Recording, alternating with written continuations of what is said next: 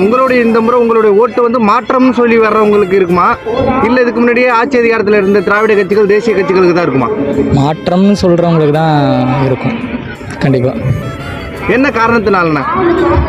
ஏன்னா இது வரைக்குமே நம்ம எந்த ஒரு மாற்றத்தையுமே எதிர்பார்த்ததில்லை இது வரைக்குமே. சரி, மாற்றமாக புதுசாக வரவங்களாச்சும் ஏதாச்சும் கொடுப்பாங்களா அப்படின்றத பார்க்கலாம். இப்போ மாற்றம்னு சீமான் வந்து நிறைய அரசியல் பேசிகிட்டு இருக்காரு மக்களுக்காக. இப்போ விஜய் புதுசாக அரசியல் கட்சி ஆரம்பிச்சிருக்காரு. உங்களுடைய ஆதரவு யாருக்குன்னு இருக்கும்? இப்போ தான் புதுசாக விஜய் சார் வராரு. இதுக்கு முன்னாடிலேருந்து சீமான் சார் இருக்கார். சரி, ஓகே, பார்ப்போம் யார் என்ன அந்த நேரத்தில் எப்படி இருக்காங்களோ அவங்களுக்கு ஏற்ற மாதிரி பார்த்துக்கேன். சீமான் வந்து யாரோடையும் கூட்டணி கிடையாது, எப்பயுமே நான் தனிச்சு தான் நிற்பேன்னு சொல்கிறாங்க. பாராளுமன்ற தேர்தலாக இருக்கட்டும், சட்டமன்ற தேர்தலாக இருக்கட்டும், ரெண்டுலேயுமே தனிச்சு தான் நிற்கிறாங்க. நான் தான் மாற்றுன்னு சொல்லி நிற்கிறாங்க. மற்ற கட்சிகள்லாம் கூட்டணிக்கு தேடிக்கிட்டு இருக்காங்களா, ஓட்டுக்கும் சீட்டுக்கும் போய் தேடி நிற்கிறாங்களா? இது எப்படி பார்க்குறீங்க? இப்போ தனித்து நிற்கிறாங்க அப்படின்னா அது வந்து அவங்களுடைய பொட்டன்ஷியல்